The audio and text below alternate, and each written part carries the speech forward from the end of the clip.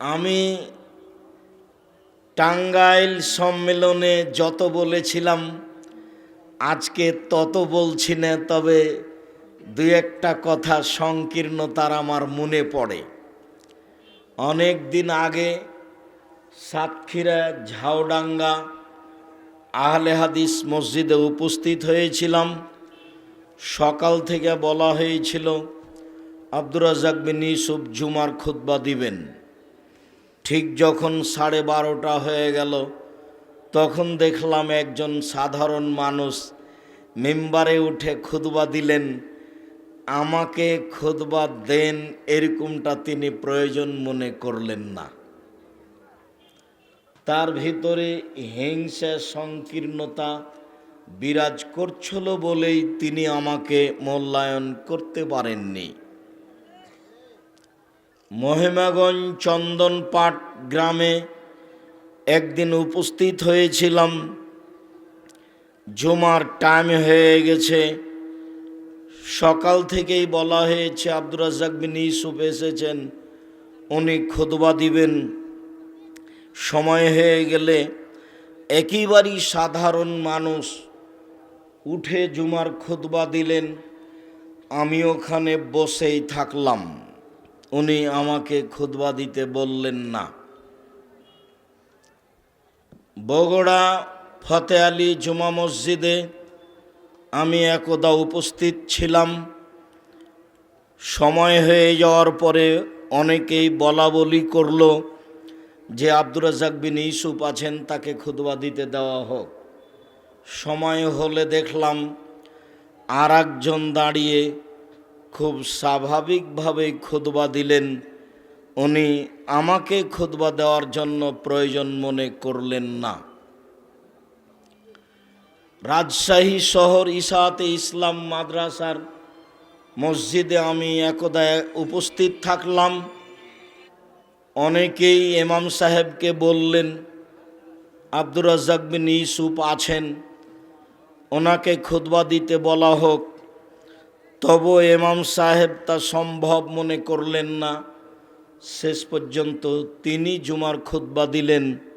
আমার সংকীর্ণতার কথা দিনের মতো মনে আছে, যা আমার সাথেই ঘটেছে।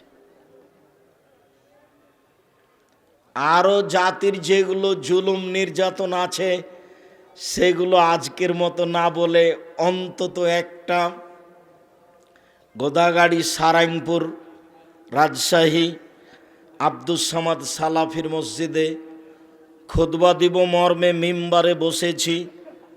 আজান হয়ে গেল, আমি দাঁড়িয়েছি, ইন্নাল হামদা বলবো এরকম কাছাকাছিতে একজন আমার সামনে দাঁড়িয়ে এভাবে মুষ্টি বেঁধে বলল, আপনি মিম্বার থেকে নেমে যান, নইলে একেবারে নাকের ওপরে মেরে আপনাকে মাটিতে মিশিয়ে দিব। আমি মিম্বার থেকে নেমে গেলাম। আমার জীবনের বাস্তব নগদ ঘটনা নকল করছি। আরও অনেক ঘটনা জুলুম নির্যাতন অত্যাচারের মায়ের, সেগুলো আজকের মতো নয়, অন্য অন্য দিন হবে। সম্মানিত দিনী ভাই বোন, আমি জামাতবদ্ধ জীবনযাপন বলতে যারা কোরআন এবং সহিহ হাদিস মেনে চলে ওরাই জামাতবদ্ধ জীবনযাপন। সম্মানিত দিনী ভাই বোন, একজন থাকলেও যারা হকের ওপরে থাকে তারাই জামাতবদ্ধ জীবনযাপন কাটায় বলে হাদিসের বিবরণ।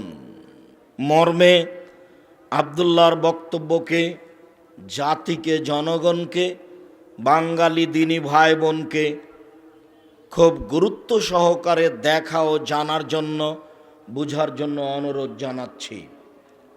বক্তব্যগুলি আরও বিভিন্ন ভাষায় করার জন্য যার যেভাবে সম্ভব অনুরোধ জানাচ্ছি। মানুষ ভুল বুঝে নিজেকে সংকীর্ণ পথে নিয়ে গিয়ে আর একজনের বদনাম করা, বিরোধিতা করা প্রয়োজন মনে করছেন, তাতে গীবত হচ্ছে, সহজেই পরকাল হারিয়ে যাচ্ছে। সতর্ক সাবধান থাকার জন্য বিনীতভাবে অনুরোধ রইল। পরের জরুরি কথা, আপনারা যারা দিনী বোন খুব কষ্ট করে দূর দূরান্ত থেকে কোরআন হাদিস শোনার জন্য এসেছেন, আপনাদের জন্য জরুরি কয়েকটি কথা। তার একটি কথা হচ্ছে, আপনাদের ব্যাপারে আল্লাহর নবী বলেছেন, আপনি 4টা কাজ করতে পারলে আপনার জন্য জান্নাতের সব দরজা খোলা। আপনার জন্য একেবারেই সহজ। আল্লাহর নবী বলেন, সল্লাত খামসাহা, 5 ওয়াক্ত সলাত আদায় করল, সমাত শাহরাহা, রমজান মাসে সিয়াম পালন করল, ওয়াতাত বালাহা, স্বামীকে মেনে চলল, ওহাসানাত ফারজাহা, জেনায় লিপ্ত হলো না। এই 4টা কাজ যদি আপনি করতে পারেন, তাহলে আপনার জন্য জান্নাতের সব দরজা খোলা। এ কথা মুহাম্মদ সাল্লাল্লাহু আলাইহি সাল্লাম বলেন। মর্মে সম্মানিত দিনী বোন, কথা 4টি খুব ভালোভাবে মূল্যায়ন করার জন্য অনুরোধ জানাচ্ছি। 4 নম্বর কথাটি, জেনায় লিপ্ত না হওয়া।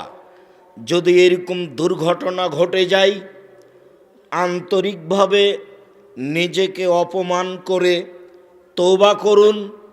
এই পাপকে আল্লাহ নেকিতে পরিণত করে দিবেন ইনশাআল্লাহ।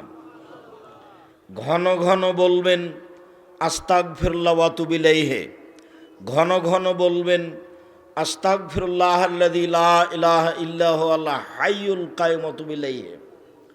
ঘন ঘন বলবেন রব্বিগফিরলি ওয়া তুব আলাইয়া ইন্নাকা আনতাত তাওয়াবুল গফুর।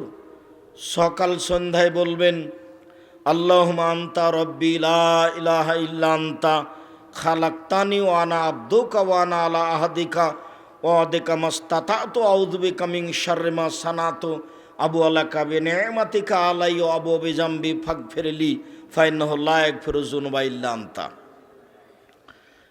আর আপনাকে আমি সময় দিয়েছি অনেক দিন আগে, 7 দিন। এই দোয়া আপনাকে মুখস্থ করতেই হবে, আপনি মুখস্থ করতে বাধ্য। এর নাম সাইদুল ইস্তেগফার, ক্ষমা চাওয়ার সর্দার। ক্ষমা চাওয়ার জন্য যত মাধ্যম আছে, তার মধ্যে এই দোয়াই হচ্ছে সবচেয়ে বড় মাধ্যম। আপনি এই দোয়াগুলি ব্যবহার করুন। মুসা আলাইহিস সালাম 1 থাপ্পড় দিয়ে একটা লোককে মেরে ফেলে বাকি জীবন বলেছিলেন, রব্বি ইন্নী যালামতু নাফসি ফাগফিরলি, হে আল্লাহ, আমি লোকটাকে হত্যা করে অন্যায় করেছি, তুমি আমাকে ক্ষমা করে দাও। আপনি এই বাক্যটা খুব বেশি বেশি ব্যবহার করবেন। মুসা আলাইহিস সালাম ওই যে 2টা মেয়ে দাঁড়িয়ে আছে, ওদের কি সমস্যা? মেয়ে দুটির কাছে গিয়ে বললেন, তোমরা এখানে ভিন্ন হয়ে দাঁড়িয়ে আছো কেন? মেয়ে দুটি বলল, ওই সব লোকগুলি ওদের ছাগল গরুকে পানি পান করার পরে যখন চলে যাবে, তখন আমরা আমাদের ছাগল গরুকে পানি পান করাবো। মুসা আলাইহিস সালাম বললেন, ঠিক আছে থাকো, আমি তোমাদের ছাগল গরুকে পানি পান করিয়ে দিই। পানি পান করিয়ে দিয়ে এবার একটা গাছের নিচে এসে বলছেন, প্রতিপালক, আমি খুব অসহায়, আমি তো পালিয়ে এসেছি, আমার তো থাকা খাওয়ার জায়গা নেই। রব্বিগফির ওয়ারহাম ওয়া আনতা খায়রুর রাহিমিন, তুমি দয়া করো, তুমি ক্ষমা করো, তুমি বড় দয়াবান, তুমি বড় রহমান। আপনি এই দোয়াগুলি পাঠ করুন, আপনার এই জেনার পাপ নেকিতে পূর্ণ হবে ইনশাআল্লাহ। আপনার অন্তর্যামী আল্লাহ। অতএব পাপ হয়ে গেছে বলে নিরাশা হবেন না, ওই দিক আর কোনো দিন পড়বেন না, এই দিকে ফিরে আসেন। 3, স্বামীকে মেনে চলতে হবে, এ কথাই ঠিক, তিতা লাগলেও মিঠা লাগলেও। সংসারে চলতে স্বামী গালি দিতে পারে, স্বামীর মুখ খারাপ হলে সকাল সন্ধ্যা গালি দিতে পারে। স্বামী আপনার কর্মকে মূল্যায়ন করে না। অকৃতজ্ঞ স্বামী দৈনন্দিন আপনাকে 3 বার খাদ্য পানি রান্না করে দেয়, বিছনাপাতি ঠিক করে দেয়, আপনার ছেলে লালন পালন করে, আপনার ঘর বাড়ি ঝাড়ু দিয়ে পরিষ্কার করে রাখে, আপনি আপনার স্ত্রীকে মূল্যায়ন করতে পারেন না? তাকে অত অপমান করার চেষ্টা করেন কেন? তাকে অত গালি দেওয়ার হিসাব করেন কেন? আপনি তাকে কেন গালি দিবেন? কেন আপনি তার নিন্দা করবেন? আপনি তাকে যথাযথভাবে মূল্যায়ন করার চেষ্টা করবেন। আপনার অনেক উপকারে আছে আপনার স্ত্রী। সাথে সাথে আল্লাহ বলছেন যে মানুষের শান্তি তৃপ্তি স্ত্রীর কাছে আছে। মারার পরে শান্তি তৃপ্তি হবে? গালি দেওয়ার পরে শান্তি তৃপ্তি হবে? মারলে গালি শান্তি তৃপ্তি হারিয়ে যায়, গালি দিলে শান্তি তৃপ্তি হারিয়ে যায়। কোটি টাকার ব্যবসায় শান্তি হয় না, স্বর্ণ দিয়ে ঘর বাড়ি বানালে শান্তি হয় না, বিছানাটা মখমল চাদর দিয়ে সাজালেও শান্তি হয় না।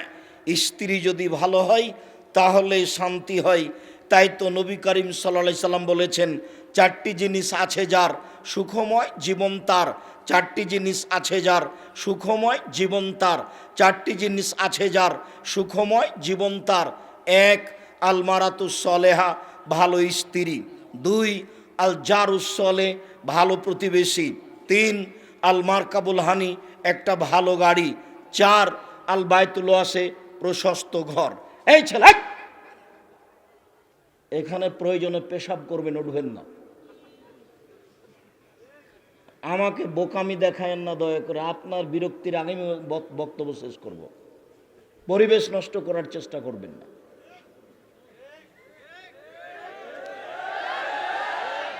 আপনি অনুরোধ রক্ষা করেন, আপনার জন্য ভালো হবে। আমরা তো আব্দুল্লাহর বক্তব্য শুনেছি, বক্তব্য হিসেবে তো আর লাগে না, যা শুনেছি তা অনেক হয়ে গেছে। এরপরেও তো আমি এসেছি, আপনাকে কিছু বলবো মনে করছি, যা আপনার জন্য উপকারে আসবে, আসবে ইনশাল্লাহ, চূড়ান্ত আসবেই। সম্মানিত দিনী ভাই বোন, স্বামীকে মেনেই চলতে হবে যে কোনো মূল্যে। আর যদি মনে করেন সম্ভব নয়, তাহলে ঝুলন্ত থাকবেন না, কথাও বলবেন না, তার কাছেও যাবেন না। আপনি আপনার মতো থাকবেন, ও তার মতো থাকবে। ভাত রান্না করে দিবেন, মেয়ে নিয়ে গিয়ে তার বাপকে দিয়ে আসবে, দুইজন দুই জায়গায় থাকবেন। এই জাহান্নামের পথ খুলে রাখিয়েন না। ওকে খোলা তালাক করে দিয়ে আপনি চলে যান। সহজে আপনি খোলা তালাক করতে পারেন। স্বামীকে তালাক দেওয়ার ব্যাপারে অত দুশ্চিন্তা ভোগ করার কিছু নেই। আপনার সাথে আমার সংসার হবে না, কাজী সাহেবকে বলবেন যে আমার একটা খোলা তালাকের ব্যবস্থা করে দেন, দিয়ে খোলা তালাকটা তার কাছে দিয়ে পাঠিয়ে দিবেন, বাস সংসার শেষ। যেদিন খোলা তালাক দিয়ে পাঠিয়ে দিয়েছেন, তার 1 মাস পরে 30 দিন পরে আর এক জায়গাতে বিবাহ বসতে পারবেন। আমি আপনাকে সংসার বিচ্ছিন্ন করতে বলিনি, তবে করতে পারেন সহজেই। তবে দুনিয়াও তো সহজ জায়গা নয়।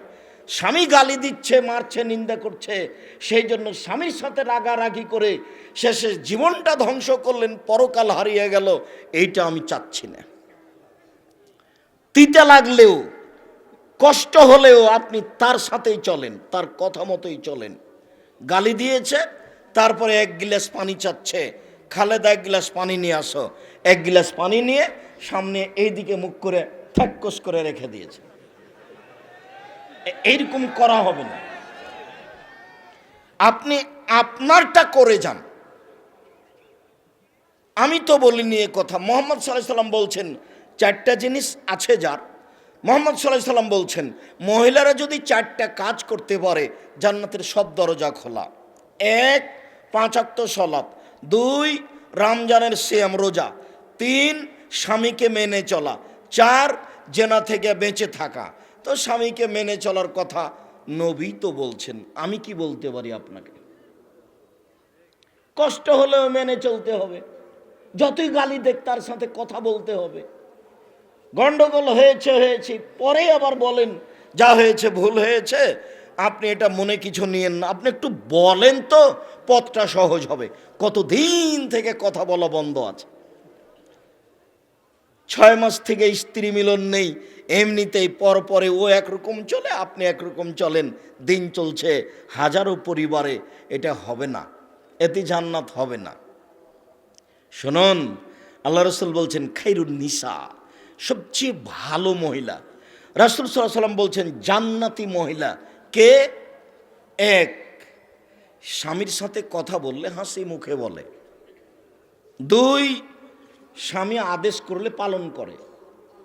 তিন, স্বামী যখন বাড়িতে থাকে না তখন নিজেকে হেফাজতে রাখে, মোবাইলে কারো সাথে কথা বলে না, মনে মনে করে না যে স্বামী এখন বাড়িতে নেই, একটু কথা বলে নি, এখন স্বামী বাড়িতে নাই, একটু অন্যের বাড়ি থেকে ঘুরে আসি, একটু খালার বাড়ি চাচির বাড়ি থেকে ঘুরে আসি। এইটা মনে করে না যেই মহিলা, তার জন্য জান্নাত খোলা আছে। ওরা যারা জান্নাতে যাবে সিরিয়াল এক, আল্লাহ রসুল বলছেন নবীগণ জান্নাতে যাবেন। দুই, শহীদেরা জান্নাতে যাবে। তিন, সত্যবাদীরা জান্নাতে যাবে। চার, ওইসব মহিলা জান্নাতে যাবে যারা স্বামীকে মেনে চলে। সিরিয়াল মোহাম্মদ সাল্লাল্লাহু আলাইহি সাল্লাম এইভাবে বললেন। আমি অনুবাদক, আমি এখানে বাড়তি কিছু আপনার জন্য বলিনি।